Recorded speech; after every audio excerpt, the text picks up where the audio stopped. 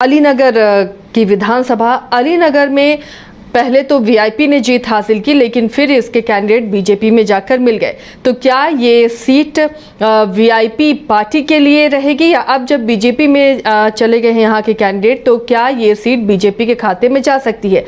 समीकरण क्या VIP party को फिर से फेवर करें, क्योंकि वीआईपी पार्टी इस बार इंडिया ब्लॉक के साथ है, तो इसे क्या माना जाए? अलीनगर को फिलहाल रंजन जी अगर स्कैन करते हैं तो वीआईपी ने जीत हासिल की, वीआईपी को जनता ने वोट दिया, फिर वो बीजेपी में जा मिले। तो क्या लग रहा है यहाँ के समीकरण और यहाँ का रिकॉर्ड? फिलहाल तो रिकॉर्ड पहले खंगाल लेते हैं, यहाँ के रिकॉर्ड क्या रहे अलीनगर के?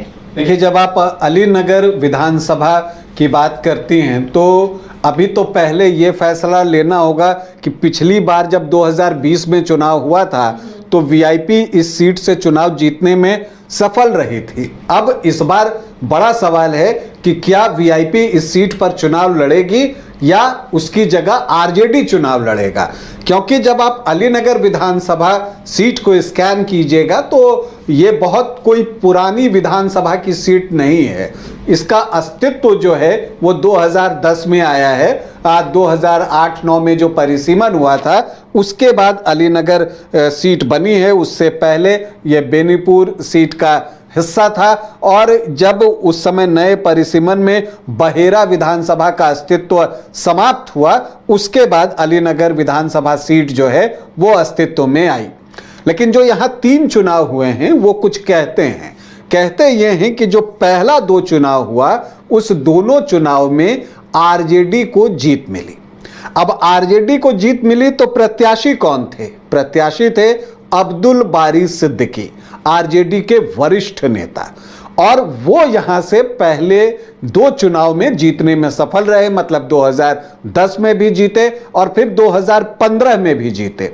लेकिन 2020 विधानसभा चुनाव में यहां से अब्दुल बारी सिद्दीकी को टिकट आरजेडी ने नहीं दिया, बल्कि उनके लिए एक और इससे भी ज्यादा सेफ सीट ढूंढने की कोशिश हुई और उनको केवटी शिफ्ट किया गया। लेकिन वहां पर उनका अनुभव अच्छा नहीं रहा। केवटी में जो है समीकरण पक्ष में होने के बावजूद वहां से जो आप कह लीजिए अब्दुल बारी सिद्दीकी को हार का सामना करना पड़ा। खैर, हम केवटी की जब बात करेंगे तो और बताएंगे कि क्यों ये हार उनको झेलनी पड़ी, उस पर भी चर्चा होगी। लेकिन फिलहाल हम अलीनगर पर हैं तो अलीनगर की ही बात कर लेते हैं। देखिए, अब्दुल बारी सिद्दीकी 7 बार जो है अब तक विधायक रहे हैं, जिसमें 5 बार बहेरा से रहे हैं और 2 बार अलीनगर से रहे हैं। अब यहां के आखिरी 3 चुनाव की हम बात कर लें उससे पहले आपको बता दें कि जो 3 चुनाव हुए हैं उसमें आरजेडी को 2 बार सफलता मिली है। वीआईपी 1 बार इस सीट को जीतने में कामयाब हुआ 2020 में, लेकिन चूंकि प्रत्याशी ने दल बदल लिया और मिश्री लाल यादव अब जो हैं वो बीजेपी के साथ हैं, तो ये सीट अभी सिटिंग सीट जो है वो बीजेपी की हो गई है। 2010 में यहां पर अगर आप देखें तो एनडीए से जेडीयू ने प्रत्याशी दिया था।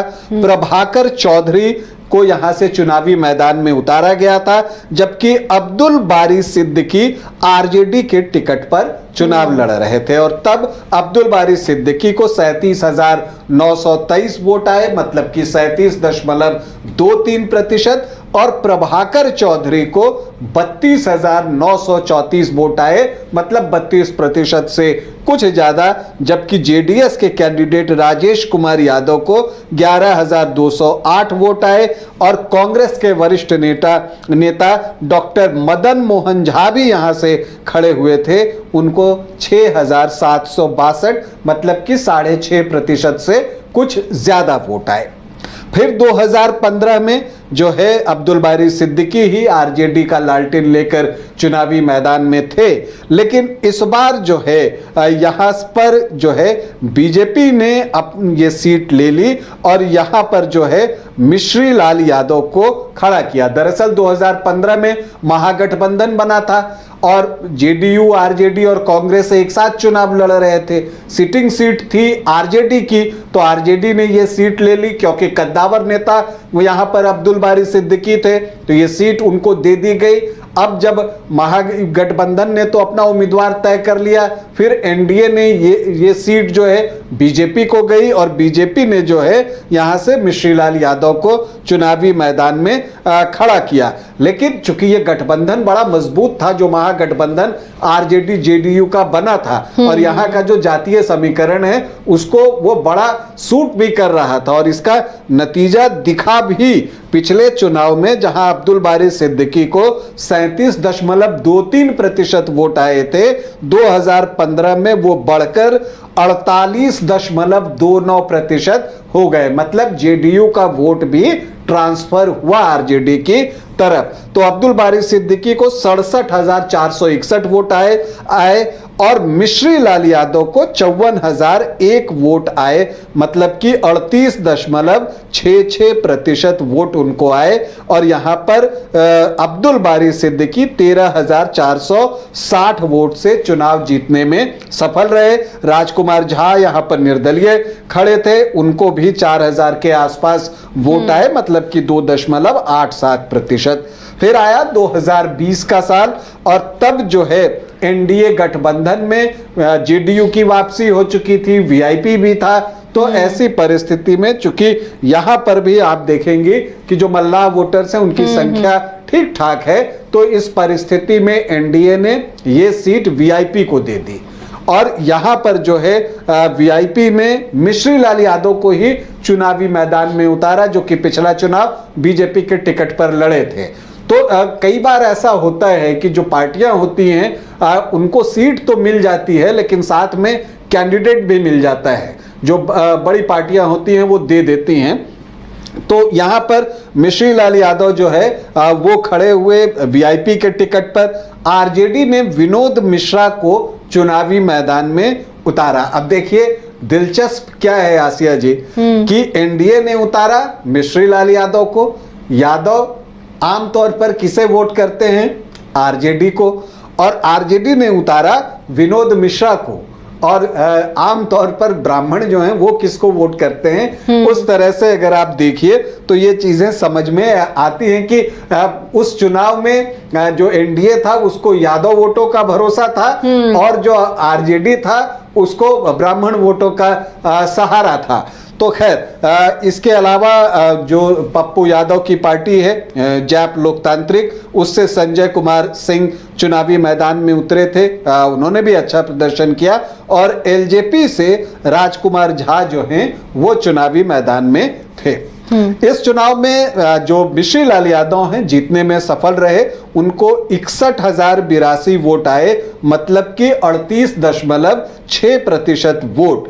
और आरजेडी के विनोद मिश्रा को 36.7% वोट आए, मतलब 57,981 वोट। संजय कुमार सिंह जो कि जैप लोकतांत्रिक से चुनाव लड़ रहे थे, उनको 9,737 वोट, मतलब 6.2% वोट।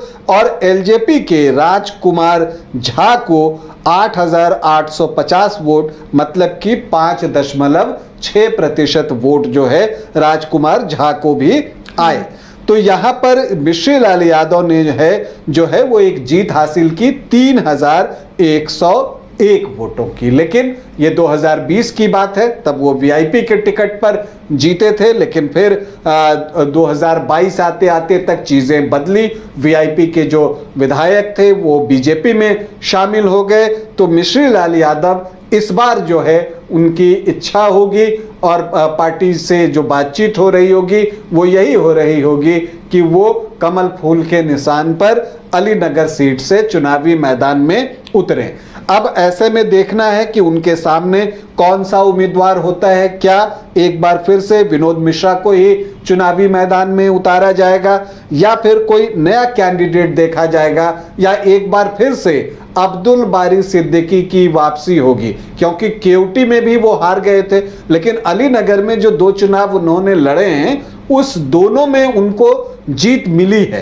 तो इसलिए जो है हो सकता है कि उनकी वापसी हो। कद्दावर नेता हैं, वो अगर चुनावी मैदान में उतरते हैं तो जो एक माई इक्वेशन है, भले ही सामने यादव कैंडिडेट हो, वो इंटैक्ट हो सकता है। लेकिन ये देखना होगा कि यहाँ पर आरजेडी क्या फैसला लेता है या मिश्री लाल यादव फिर से यादव वोटर्स को अपने साथ रखने में कामयाब होते हैं और जो कुछ ब्राह्मण वोट्स हैं उसमें सेंधमारी भी कर लेते हैं। अब चूंकि इस इलाके में अगर आप देखें तो यहाँ पर ब्राह्मण वोटर्स की संख्या बहुत अच्छी है, तो अब ये भी देखना है कि पीके क्या करते हैं, प्रशांत किशोर क्या करते हैं, उनकी जनसुराज पार्टी क्या करती है, वो किस जाति से यहाँ पर उम्मीदवार देती है उनकी पार्टी, ये देखना भी दिलचस्प होगा क्योंकि उसका भी एक इम्पैक्ट जो है वो पड़ेगा। फिलहाल अगर राजकुमार झा जेडीयू में है उनकी भी कोशिश होगी, लेकिन हर जगह टिकट चाहने वाले लोग ज्यादा हैं और पार्टियां कम हैं, तो ऐसी परिस्थिति में जो है पीके की पार्टी पर बहुत लोगों की निगाहें होंगी और मुझे लगता है कि जिन्हें मुख्य जो दो गठबंधन है उससे टिकट नहीं मिलता है तब फिर वो चुनावी मैदान में उतरने के लिए पीके की पार्टी का सहारा जो है वो ले सकते हैं, जनसुराज का सहारा ले सकते हैं। तो ये चीज़ें अब देखनी है। संभावित उम्मीदवारों की हमने बात कर ली, और भी कुछ संभावित उम्मीदवार हैं जो कि चाहते हैं कि वो यहाँ से चुनाव लड़ें, लेकिन परिवर्तन बहुत ज़्यादा होगा इसकी संभावना कम दिखती है क्योंकि मिश्री लाल यादव वीआईपी छोड़कर बीजेपी में आए हैं, तो एक डील तो होती ही है कि अगर आप उधर से इधर आ रहे हैं तो आपका टिकट कंफर्म होगा। विनोद मिश्रा भी अपने क्षेत्र में काफी सक्रिय दिख रहे हैं, लेकिन अगर अब्दुल बारी सिद्दीकी चुनाव लड़ना चाहेंगे आपको अलीनगर से तो मुझे नहीं लगता कि उनको कोई रोकेगा, फिर वैसी परिस्थिति में वो यहां से चुनाव लड़ सकते हैं। अब अगर यहाँ के जातीय समीकरण को हम देखें तो यहाँ पर ब्राह्मण, यादव और मुस्लिम ये तीन जो हैं उनकी संख्या बहुत अच्छी है, और इसके अलावा अगर आप देखें तो राजपूत, कोयरी, पासवान, रविदास ये जो वोटर्स हैं वो निर्णायक हैं कि वो किसकी तरफ जाते हैं। बाकी आप देखिए कि एक तरफ से ब्राह्मण कैंडिडेट होगा तो उस वोट का उधर की ओर रुख हो जाएगा, एक तरफ यादव कैंडिडेट होगा तो उस वोट का रुख उस तरफ हो जाएगा। तो जो बाकी कास्ट के वोट हैं उसको कौन समेट पाता है उस पर जो है अलीनगर विधानसभा का रिजल्ट बहुत कुछ निर्भर करेगा। यहाँ पर एससी वोटर्स लगभग 12.5% के आसपास हैं, 12.37%, लेकिन जो मुस्लिम वोटर्स हैं उनकी संख्या अच्छी है, 21.2% जो है वो मुस्लिम वोटर्स हैं। ब्राह्मण अगर आप देखें तो वो 17-18% के आसपास दिखते हैं। केवल झा सरनेम मैं देख रहा था 11% के आसपास, तो सिर्फ झा सरनेम के साथ जो है यहाँ पर दिखता है। यादव की संख्या भी अच्छी है, 10-11% के आसपास उनकी भी संख्या है। राजपूत 5 से 7% के आसपास होंगे, भूमिहार भी ठीक ठाक संख्या में हैं और मल्लाह भी यहाँ पर मौजूद हैं। और यही वो एक चीज़ है जो लगता है कि वीआईपी इस सीट पर जो है वो दावा कर सकता है, क्योंकि देखिए वीआईपी चाहेगा कि दरभंगा में उसको गौरा बौराम के अलावा भी कोई एक सीट मिले, और उसमें अलीनगर सीट चूंकि उसके पिछले बार की सिटिंग सीट थी तो वो इसकी डिमांड कर सकता है। अब यहां से नहीं मिले तो वो केवटी की तरफ रुख कर सकता है, लेकिन मुझे लगता नहीं कि केवटी मिलेगा। तो अब देखना है कि किस तरह से जो गठबंधन के अंदर पार्टियों की डील होती है वो किस तरह से फाइनलाइज होती है, उस पर निगाहें होंगी। और एक बार जब सारे उम्मीदवार सामने आ जाएंगे तब आप जातीय समीकरण और जो एक स्थानीय समीकरण होता है उसको और बेहतर तरीके से समझ पाएंगे। फिलहाल लग तो यही रहा है कि यहाँ पर जो पिछला चुनाव हुआ था वो भी एक क्लोज फाइट थी, 3101 वोट की हार जीत का अंतर था, तो 3000 वोटों का अंतर बहुत ज़्यादा होता नहीं है। एक को 38.6 और एक को 36.7, तो मतलब 2% से भी कम का मार्जिन था। तो अगर 1% वोट इधर से उधर हो जाए तो परिणाम बदल सकता है। तो इसीलिए एक क्लोज फाइट की उम्मीद जो है अलीनगर में हम सभी कर रहे हैं। जो बेहतर तरीके से सामाजिक समीकरण को साध पाएगा अलीनगर का ताज उसी के सर सजेगा। चलिए, तो ये अलीनगर का पूरा सीट स्कैन किया हमने और अलीनगर में काफ़ी दिलचस्प इस बार मुकाबला होगा। कौन सी पार्टी किस तरह अपना दबदबा बनाती है या कौन से कैंडिडेट का दबदबा होगा, क्या प्रशांत किशोर की पार्टी यहाँ पर कोई कमाल करेगी।